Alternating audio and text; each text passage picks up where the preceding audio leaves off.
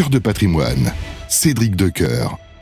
Et je le disais, on parle beaucoup de loi de finances en ce moment, et pour cause, c'est le grand cirque budgétaire à l'Assemblée nationale. On en a terminé avec la commission des finances où aucun accord n'est survenu, et on va essayer de vous permettre de mieux comprendre, de mieux cerner, de discerner peut-être un petit peu tout ce qui se joue en ce moment sur ces aspects budgétaires et de loi de finances grâce à l'un des tout meilleurs spécialistes, Jérôme Barré. Bonjour Jérôme. Bonjour Cédric. Merci beaucoup d'être au rendez-vous de Cœur de patrimoine pour le cabinet Yards. Alors bon, on est rentré dans le jeu de ce projet de loi de finances, le PLF, comme on dit chaque année. Qu'est-ce qu'on peut en dire ? On cherche, c'est pas qui veut gagner des millions, c'est qui veut gagner des milliards, c'est ça ? C'est à peu près ça, sauf qu'on ne sait pas très bien qui va les gagner. En tout cas, c'est pas moi. Mais bon, donc le gouvernement, pour revenir à des choses sérieuses, vise un effort total de l'ordre de 60 milliards d'euros pour redresser les comptes publics. C'est un effort qui est réalisé en deux volets, si je puis dire. Et c'est là où, effectivement, il y a une espèce de... Ça ressemble à du fundraising tel qu'on trouve aux États-Unis. L'idée, c'est d'avoir 40 milliards pour une baisse de dépenses et de lever 20 milliards supplémentaires de façon a priori momentanée ou provisoire de contribution fiscale exceptionnelle. Laissez-moi juste esquisser un tout petit sourire...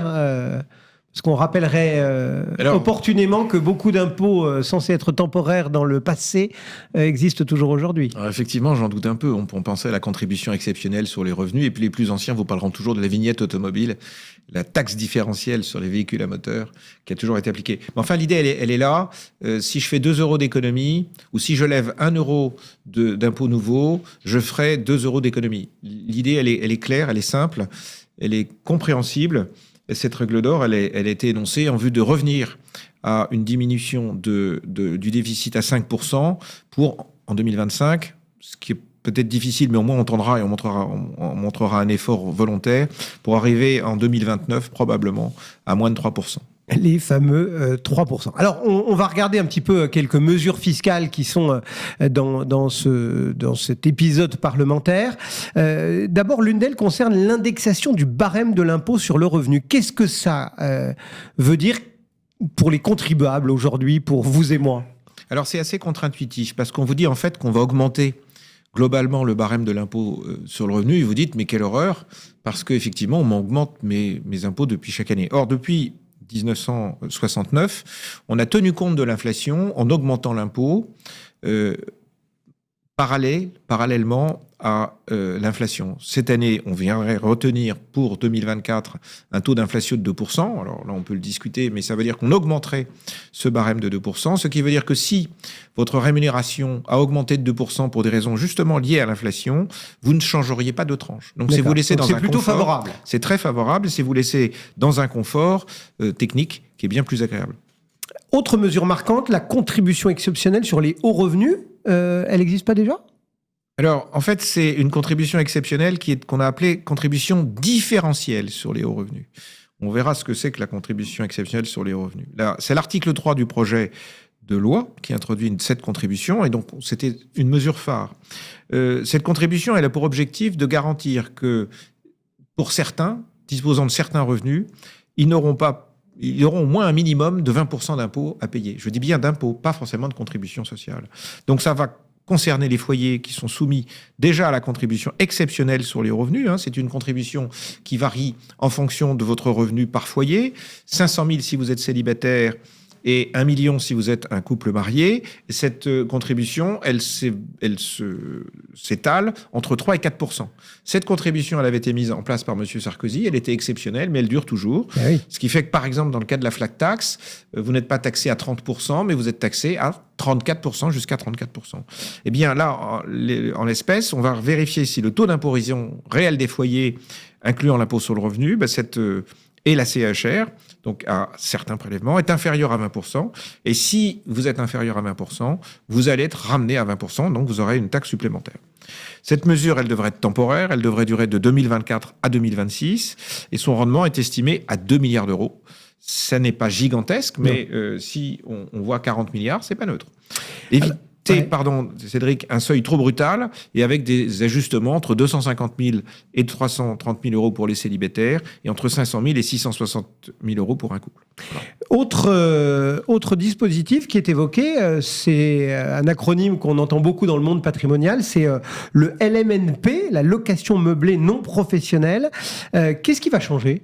Alors, vous vous souvenez, et vous le savez tous les jours, c'est que c'est très compliqué, notre LMNP. C'est très favorable. Ça permet à beaucoup de propriétaires de remettre en état des biens. On se souvient des gîtes ruraux, hein, c'était l'ancêtre de ce sujet. Ça a permis pour des agriculteurs, pour des non-professionnels de pouvoir remettre en état leurs biens. Et puis finalement, on a eu des plateformes qui sont intervenues et donc ça a été la ruée. Et cette ruée, elle panique un peu, notamment les élus locaux. Ouais, donc, dans les centres-villes très urbains notamment. Hein, et dans les centres-villes très urbains. Avec, le dit-on, une concurrence avec le domaine hôtelier. Alors, ce mécanisme, il vous permet de procéder à un amortissement, c'est-à-dire que, en fonction de vos comptes, vous avez le droit de tenir compte de l'usure du bien. On considère que ça s'use plus vite si vous le louez de façon temporaire que si vous le louez de façon, annuelle, notamment sur la location nue. Et donc, dès 2025, les amortissements qui ont été déduits du prix d'acquisition, vous les retrouverez au moment où vous vendez le bien. C'est-à-dire qu'en fait, on va diminuer le prix de revient que vous avez payé effectivement du montant des amortissements qui auront été pratiqués. Ce qui veut dire que si on diminue ce prix de revient, c'est qu'on va augmenter votre plus-value finale. Donc ça réforme beaucoup le système. Et l'idée, c'est de modérer l'attrait, particulièrement dans les zones touristiques, et encourager les investissements dans la location de longue durée. En revanche, ça marche pour une partie de la population, mais si vous avez une résidence d'été que vous voulez occuper de temps en temps, vous la jouerez jamais à l'année. Et donc, cette nuance, elle a du mal à s'introduire aujourd'hui, et il est clair qu'il y aura encore des changements. Bon, enfin, on peut penser qu'il y aura encore des changements. Autre thème qui a beaucoup fait parler ces dernières heures, c'est tout ce qui concerne les non-résidents, etc., leur fiscalité. Il y a pas mal de clarifications qui ont été apportées. Alors, ça, encore un sujet, pardon, je vais être un peu technique, mais c'est ce qu'on appelle le bloc de constitutionnalité. Le bloc de constitutionnalité, c'est la hiérarchie des normes. Le droit interne d'abord, puis le droit conventionnel, le droit des traités internationaux, notamment des conventions fiscales internationales, puis le droit européen. Et dans cet ordre, si vous voulez, il y a une hiérarchie des normes. Cette hiérarchie des normes fait que normalement, si vous avez un conflit de loi entre l'article 4B, le fameux article 4B qui vous dit que vous serez résident si vous avez, en France, si vous y avez votre foyer ou lieu de votre séjour principal, ou bien le centre de vos intérêts économiques, ou bien une activité professionnelle non accessoire, votre job, dans ces cas-là, vous êtes considéré comme résident fiscal français. Cependant, s'il y a un conflit de loi et qu'on applique la Convention par un mécanisme dit de subsidiarité, c'est la Convention qui s'applique. Or, dans la doctrine de l'administration fiscale, on soutenait que si on était sous l'article 4B, eh bien, on devait maintenir sous l'article 4B. Le Conseil d'État a sanctionné cette décision en disant non, il y a 4B, mais dès qu'il y a une convention, on appliquera la Convention. Et puis, cet aspect-là des choses a été remis dans la loi de façon à ce qu'il n'y ait pas d'ambiguïté et que l'administration donc les choses sont éclaircies, on va dire. Exactement. Un petit mot aussi concernant les startups. C'est vrai que je le rappelais avec l'intervenant précédent, un des intervenants précédents, on parle beaucoup du non-coté, donc les start-upers, les patrons d'entreprises en devenir sont assez à l'écoute. Et il y a dans ce monde-là un nouvel aussi acronyme qui s'appelle les BSPCE. C'est un levier important. Alors d'abord, rappelez-nous peut-être ce que c'est et ce qui est prévu pour leur cas. Le BSPCE, c'est le stock option de la société non cotée. Si vous avez une société qui a moins de 15 ans, vous permettez d'associer vos collaborateurs au profit futur en leur permettant, ces collaborateurs, de rentrer au capital de la société selon des modalités un peu plus favorables. Alors ça paraît simple comme ça, mais c'est un peu plus compliqué. Parce que si, Cédric, vous rentrez dans ma société et que je vous accorde des titres, ça peut être de la monnaie de singe si je n'ai pas prévu de clause de rachat. Donc en fait, c'est un incentive fort, parce qu'on sait très bien que dans les startups, et quand on amorce une activité, on n'a pas beaucoup de choses à distribuer. Et donc, on promet, ou on dit, vous aurez un profit futur de cette façon-là. Quand ça ira mieux. Quand ça ira mieux. Alors, ce qui est quand même intéressant, parce que ça, c'est un sujet qui était très ancien, qui avait été mis, pour ceux qui s'en souviennent, en place par M. Balladur avant 2000, avant même 1990, mais c'est intéressant parce que ça permet aussi à des collaborateurs de rentrer au capital et finalement de passer à un statut d'acteur et pas uniquement de subir la rémunération qu'ils perçoivent, comme parfois on peut le ressentir. Et ça, c'est valable pour tout le monde. Donc c'est quand même intéressant. Or, ce système, quand vous avez une structure qui fonctionne bien, il n'est pas rare que vous soyez racheté, repris, ou que celui qui vous emploie apporte ces structures pour différentes raisons, justement, à un repreneur. Et on avait un mécanisme qui était intéressant, qui était de dire, voilà, la société qu'on vient de créer, elle existe. Demain, elle sera peut-être qu'une filiale, mais on vous permet d'échanger les titres ou les droits, plutôt que les titres, parce que vous ne les aviez pas toujours, ça dépend du stade dans lequel vous êtes, les droits auxquels vous pouviez prétendre, contre des titres ou des droits sur une nouvelle société. Et ce qui était intéressant, c'est qu'on vous disait, à ce moment-là, je fige la plus-value éventuelle. Oui. On ne l'oubliait pas, mais vous ne la paierez qu'au moment où vous céderez ces titres nouveaux. Or, la loi change, ou la loi changerait, parce que tout ça n'est pas peut-être encore définitif, mais on vous dit maintenant que le gain d'acquisition, c'est-à-dire ce prix qu'on vous a donné au départ, entre le moment où vous avez reçu ou perçu ces titres et le moment où vous les apportez, va être taxable immédiatement. Or, vous n'avez pas la contrepartie. Ah oui, c'est ça. Donc, ça veut dire que ça va plomber terriblement ce régime, qui n'est pas surdimensionné et qui n'est pas forcément très employé, parce qu'il est complexe. Mais le sujet va être là. Donc, on va vous demander d'anticiper un revenu sur quelque chose qui ne vaudra peut-être plus rien après. Donc, ça va terriblement faire flancher ce mécanisme. Ensuite, il y a quand même un autre sujet, c'est qu'on considère que ces BSPCE, pour aller dans la lignée de ce qu'on vient de dire, ne pourront pas être inscrits sur un PEA ou bien sur un PEA-PME à partir du 10 octobre 2024. C'est-à-dire que c'était déjà hier.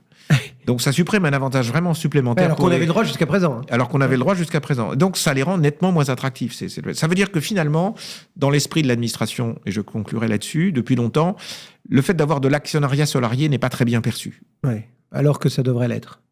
Ben oui. On peut le penser. Je le rappelais en préambule, Jérôme Barré, on est en plein processus législatif, donc on a eu la commission des finances avec tout son cirque d'amendements. On est maintenant dans l'hémicycle où on discute, il y a des tas de choses qui se disent, qui se racontent, qui s'invectivent. Qu'est-ce qu'on peut retenir finalement de ce maelstrom, de ce combat, parce que parfois c'en est un?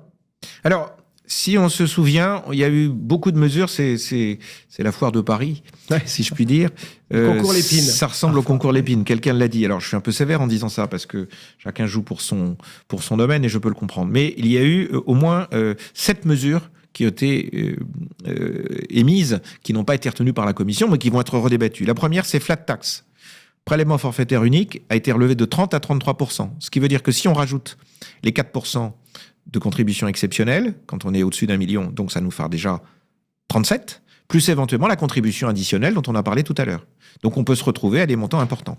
Et je n'ai pas apporté de simulation ici, mais si vous avez majoritairement des revenus du patrimoine versus des revenus d'activité, vous allez voir que là, vous tombez rapidement, et pour des revenus élevés, on est d'accord, et vous tombez rapidement justement dans l'application de la contribution différentielle dont on parlait. Donc la contribution différentielle, l'idée c'était de dire, elle existe, on veut qu'elle dure. Deuxième sujet. Troisième sujet, droit de succession. En droit de succession, il faut bien voir que on est les champions du monde. On est les champions du monde au moins en Europe. Parce que en ligne directe, Portugal, Luxembourg, Suisse, en cas de succession, Espagne dans certaines provinces, Allemagne, on est à 30%, mais au-delà de 26 millions. En Italie, vous avez 1 million de votre vie durant et 1 million au moment de votre décès. Donc vous arrivez avec 4 enfants et vous êtes à 0 pour 16 millions. Et on a 4% le reste du temps. Là, nous, on est déjà à 45% au-delà d'1,8 million. Nos voisins sourient. Et nous, on sourit beaucoup moins parce qu'on voit des chefs d'entreprise qui ont vendu leur entreprise et qui quittent le pays. Alors, ça se fait en douceur, c'est pas très grave. Et comme ils quittent le pays après avoir vendu leur entreprise, l'exit tax, ils connaissent pas. Donc, on est dans un schéma où il faut qu'on fasse attention parce que de la ressource d'épargne s'en va. Et ça, c'est très dommageable. Et là, le but, c'était de dire, on va doubler les abattements pour les héritiers qui ne sont pas en ligne directe, les frères et sœurs, les neveux, etc. Mais on va hausser le taux d'imposition, non pas à 40, enfin, non pas à le laisser à 45, mais le passer à 49 au lieu de 3,6 millions. Ça, c'est, de mon point de vue, une catastrophe patrimoniale. Quatrième point, les plus-values immobilières. Prévoir qu'elles seraient... on n'aurait plus ce mécanisme d'abattement fiscal jusqu'à 22 ans pour la plus-value, jusqu'à 30 ans pour la CSG, CRDS, mais on passerait à quelque chose qui serait autour de l'inflation. C'est pas du tout la même chose. Or, déjà, 30 ans, si vous divisez votre vie par 30 ans, c'est pas tout à fait spéculatif. Et donc, ça veut dire qu'en fait, vous ferez vos opérations 1 ou 2 fois. Et ça concerne tous les patrimoines. Vous avez aujourd'hui beaucoup de retraités qui voudraient bien vendre, mais qui attendent le délai parce qu'ils en ont besoin pour leur retraite. C'est dommage. Le cinquième point, c'est les super dividendes et les rachats d'actions, dès lors qu'on appliquerait une majoration de prélèvements forfaitaires à 35% pour les distributions de dividendes et pour les grandes entreprises qui ont plus de 20% de la moyenne des années en volume de distribution. L'exit tax qui passerait d'un délai de 2 ans à 15 ans. Donc on annule ce qui avait été fait, monsieur Et puis c'est totalement contraire à la liberté d'aller et venir, ça on pourra parler à un autre sujet. Le pacte Dutreil, l'idée c'est de maintenir l'outil professionnel en France, de maintenir la masse salariale, outil très utilisé. Largement, mais qui est compliqué. Il ne faut pas croire que c'est un clin d'œil, c'est vraiment très très compliqué à appliquer. Et là on supprimerait l'abattement de 75%. Bon, donc tous ces éléments-là sont des éléments qui sont de nature à faire réfléchir aujourd'hui les chefs d'entreprise et les propriétaires qui ont été marqués par ce qui a été dit. Et je peux vous dire qu'on sent qu'il y a une angoisse, une véritable inquiétude. On rappelle que tout ça, c'était en commission des finances, que la commission des finances n'a pas voté pour toutes ces mesures, donc il n'y aura pas de projet en ce moment, il n'y a pas de projet en ce moment de la commission des finances. C'est-à-dire que ces amendements, qu'est-ce qui leur arrive désormais? C'est au petit bonheur de la chance de l'hémicycle. Eh bien, mercredi, nous y sommes, mercredi, c'est le moment où on va rediscuter. Alors, le gouvernement veut passer éventuellement, il ne le souhaite pas, il l'a dit, mais il sera peut-être obligé de passer par 49.3. Son existence sera peut-être là, donc ça va être difficile. Donc, ces mesures, on va voir comment elles vont prendre. On voit bien qu'il y a un caractère extrêmement politique et que c'est pas uniquement une question de recouvrer des recettes, mais c'est à chacun de faire valoir sa voix. Ce qui est peut-être un moment idéal compte tenu de la disparité et de l'éparpillement des blocs. Mais c'est quelque chose qui peut gravement affecter la marche des entreprises et la vie des contribuables. Allez, on termine, Jérôme Barré, par un dernier mot sur les mesures qui touchent les entreprises, la fiscalité des entreprises dans ce projet de loi. Alors, là encore, beaucoup de choses, au moins 3 points. La contribution exceptionnelle sur les grandes entreprises, ce serait une taxe temporaire qui s'appliquerait aux entreprises réalisant des bénéfices exceptionnels, notamment les grandes entreprises. Alors ça, vous savez, ça dure depuis longtemps. Déjà, du temps de l'ancien ministre des Finances, on en parlait. Deuxième point, report de la suppression de la CVAE. Là, il faut voir que depuis qu'on a supprimé la taxe d'habitation, on a une inflation, qui dépasse largement l'inflation, des taxes locales. Les communes ne s'en sortent pas. Le gouvernement se désengage de ces aspects-là. Donc, on voit bien que la taxe foncière augmente. De la même manière, pour trouver de la ressource pour les communes, on reporte la CVAE. De là à ce qu'on nous dise un jour qu'elle n'est pas abandonnée comme elle l'avait été annoncée il y a quelque temps. Ensuite, verdissement de la fiscalité, donc une recherche d'une taxation. J'ai bien une recherche parce que ça sera des choses qui se mettront en place au fur et à mesure, qui commencent à se mettre en place. Taxation donc plus élevée sur les secteurs les plus polluants, en particulier le transport aérien, pour encourager des pratiques plus durables. Et ben voilà, ça fait. Il y avait aussi quelque chose sur les dividendes, non ? Alors, sur les dividendes, on l'avait évoqué, mais là, c'est pour les personnes physiques. Ouais. C'est quand il y aurait des super dividendes. Donc, sur une moyenne qui serait supérieure à une moyenne des 5 dernières années, on appliquerait 20% de taxation en plus pour les particuliers. Eh bien, voilà quelques idées. On va continuer à suivre, bien évidemment, les débats parlementaires et nul doute qu'on aura sans doute l'occasion de se pencher sur une version finale pour voir à quelle sauce on est mangé, Jérôme. L'aventure n'est pas finie. Jérôme Barré, le cabinet Yards qui nous accompagnait dans Cœur de Patrimoine. Merci, Jérôme. Cœur de Patrimoine, Cédric Decoeur.